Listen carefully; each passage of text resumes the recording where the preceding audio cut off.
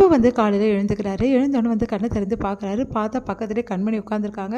பார்த்துட்டு வந்து என்ன ஆச்சு எனக்கு நைட்டு ஓவராக ஆயிடுச்சோ அப்படி சொல்லிட்டு அப்படியே பார்க்குறாரு. பார்த்துட்டு கண்மணி அப்படியே முறைக்கிறாங்க. என்ன இவ ஒரு மார்க்கமாக முறைக்கிறாளே அப்படின்னு சொல்லிட்டு அப்படியே பார்த்துக்கிட்டே இருக்காரு.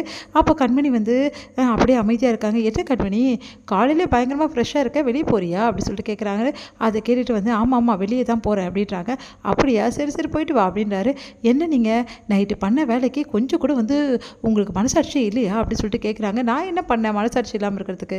நேற்று நைட்டு என்னை பிடிச்சி வெளியே தள்ளிட்டீங்களா கதவை, செஞ்சிங்களா இல்லையா அப்படின்னோடனே நான் எப்போ செஞ்சேன் அதெல்லாம் அப்படின்றாரு. அதை கேட்டுட்டு செம்மையாக டென்ஷன் ஆகிடுறாங்க. நேற்று நைட்டு ஏன் அன்பு அப்படி கேவலமாக நடந்துக்கிட்டீங்க என்கிட்ட நைட்டு, அதுவும் வெளியே பிடிச்சி தள்ளுறீங்களே, நான் எங்கே போவேன் சொல்லுங்கள், இந்த இடத்துல எனக்கு யாரை தெரியும், ஏன் இப்படிலாம் பண்ணுறீங்க அன்பு அப்படின்னோடனே, இங்கே பாரு கண்மணி நான் அதெல்லாம் பண்ணவே பண்ணல, உங்களுக்கு எல்லா ஞாபகப்படுத்தி பாருங்கள், நீங்கள் பண்ணது எல்லாம் உங்களுக்கு தெரியும் அப்படின்னு சொல்லிட்டு போகிறாங்க. அதை கேட்டுட்டு வந்து யோசிக்கிறாரு என்ன நடந்திருக்கும் அப்படி சொல்லிட்டு நைட்டை யோசிச்சுட்ருக்காரு. ஒன்றுமே புரியலையே அப்படின்னு சொல்லிட்டு நம்ம தான் தப்பு பண்ணிட்டோமா அப்படின்னு சொல்லிட்டு ஒரே டென்ஷனாக இருக்குது அன்புக்கு.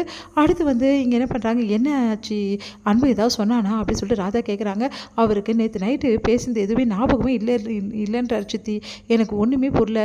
சரி அப்படியே விடு கண்மணி பார்த்துக்கலாம் அப்படின்னோடனே, எனக்கு ரொம்ப கஷ்டமாக இருக்குது சித்தி, நேற்று அவ்வளோ நடந்திருக்கு, அப்போ கூட அவர் வந்து ஒரு சாரி கூட கேட்க மாட்டேங்கிறாரு, எனக்கு ரொம்ப கஷ்டமாக இருக்குது அப்படின்னோடனே, அவன் தான் ஞாபகம் இல்லைன்றானே வேறு என்ன பண்ணுறது, சரி இப்போ நீங்கள் 2 பேரும் தனியாக போங்க, எல்லாமே மனசு திறந்து பேசுங்க, அப்போ பிரச்சனை எல்லாம் தீர்ந்துரும் அப்படின்னோடனே, எங்கள் சித்தி தனியாலாம் போகிறது, அவரெல்லாம் என் கூட வரவே மாட்டார் சித்தி, அதெல்லாம் வருவார் நான் பார்த்து எதுக்கு இருக்காரு அவர் போய் பேசிப்பார் அப்படின்னோடனே, நிச்சயமாவே நாங்கள் 2 பேர் தனியாக போகிறோமா சித்தி, கண்டிப்பாக தனியாக போகிறீங்க, நீ ரெடியாக தானே இருக்க, நான் ரெடியாக தான் இருக்கேன் சித்தி, சரி ஓகே இப்போ அன்புக்கிட்ட நான் சித்தப்பாவை பேச சொல்கிறேன் அப்படின்னு சொல்லிட்டு பேச சொல்கிறாங்க. இங்கே அன்பு வந்து குளிச்சுட்டு வராரு.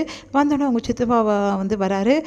வந்துட்டு என்ன மாமா திடீர்னு வந்திருக்கீங்க அப்படின்னோடனே, உங்ககிட்ட கொஞ்சம் பேசணும்ப்பா, நேற்று நைட்டு என்ன நடந்துன்னு உனக்கு ஞாபகம் இருக்கா இல்லையா அப்படின்னோடனே, அது வந்து அதை தான் கேட்டால் கண்மணியும் எனக்கு எதுவும் ஞாபகம் இல்லையே அப்படின்னோடனே, நல்லா யோசனை பண்ணி பாரு, நேற்று கண்மணியை நீ எப்படிலாம் கஷ்டப்படுத்தின தெரியுமா, அவளை கையை பிடிச்சிருந்து வெளியே விட்டுட்டு வந்துட்டேன், அவள் பாவம் வெளியே நின்று அழுதுட்டு இருந்தா, நானும் வந்து சித்தியும் பார்க்கலன்னா அவள் நிலமை என்ன ஆகுறது சொல்லு, அதுக்கப்புறம் தான் நாங்கள் வேறு கீ வாங்கிட்டு வந்து ஸ்பேர் கீ வாங்கிட்டு வந்து போட்டு அவளை உள்ளே அமிச்சோம், நீ இந்த மாதிரி வேலையெல்லாம் பண்ணுறது நல்லா இருக்கா அப்படின்னு சொல்லி சொன்னோன்னே அதிர்ச்சி அடைகிறாரு. சாரி மாமா, எனக்கு இதெல்லாம் ஞாபகமே இல்லை, ஏன் ஞாபகம் இல்லை உனக்கு, ஞாபகப்படுத்தி பார்க்குறேன் அப்படின்றாரு. எனக்கு நேற்று நான் அப்படிலாம் பண்ணியிருக்கவே மாட்டேனே, இப்படி வந்து நான் கண்மணி இப்படிலாம் பண்ணேன், அதுதான் எங்களுக்கே ஒன்றும் புரியல, நீ ஏன் இப்படி இருக்க நீ எனக்கே தெரியல, ஏதாவது இருந்தால் உண்மையை சொல்லுப்பா அப்படின்னோடனே, வாயை திறக்க மாட்டேங்கிறேன், இங்கே பாரு பாவம் கண்மணி மனசால் ரொம்ப நொந்து போயிருக்கா, அவளை கஷ்டப்படுத்தாத, இப்போ அவளை வெளியே கூட்டிகிட்டு போ அப்படின்னோடனே, நான் வெளியெல்லாம் கூட்டிகிட்டு போக முடியாது, இங்கே பாரு சொல்கிறத கேளு, வெளியே கூட்டிகிட்டு போ, அவளை பாடுபடுத்தி எடுத்தால நேற்று நைட்டு, இப்போ வெளியே கூட்டிகிட்டு சரிங்க மாமா, வீட்டில் உள்ளவங்களாம் அவங்கெல்லாம் எங்கே போகிறது எங்கே வருதுன்னு அப்புறம் பார்த்துக்கலாம், நான் சொன்ன இடத்துக்கு நீங்கள் 2 பேரும் போங்க அப்படின்னோடனே, சரி அப்படின்னு சொல்லிட்டு கீ இந்தா, எதுக்கு கீ வண்டி அரேஞ்ச் பண்ணியிருக்கேன், நீ ஏன் ஓட்டிகிட்டு போ, 2 பேர் தனியாக போனால் தனியாக தான் போகணும், வேறு ஒரு ஆள் எதுக்கு அப்படின்னா, சரி அப்படின்னு சொல்லிட்டு வாங்கிக்கிறாரு. அடுத்து வந்து இங்கே என்ன பண்ணுறாங்க, ரெடியாக நின்றுட்டுருக்காங்க நம்ம கண்மணி. அப்போ அன்பு வராரு. சரி போகலாமா அப்படின்னோடனே, போகலாம் அப்படின்றாங்க. 2 பேருமே கிளம்பி போகிறாங்க. இங்கே வந்து இவங்க 2 பேரும் போகிறத மயூரி பார்த்துறாங்க. மயூரி அதிர்ச்சி அடைகிறாங்க, ஓடி வராங்க அவங்களை தடுக்கிறதுக்காக. அதுக்குள்ளேயே வண்டி போயிடுது. செம்மையாக டென்ஷன் ஆகிறாங்க.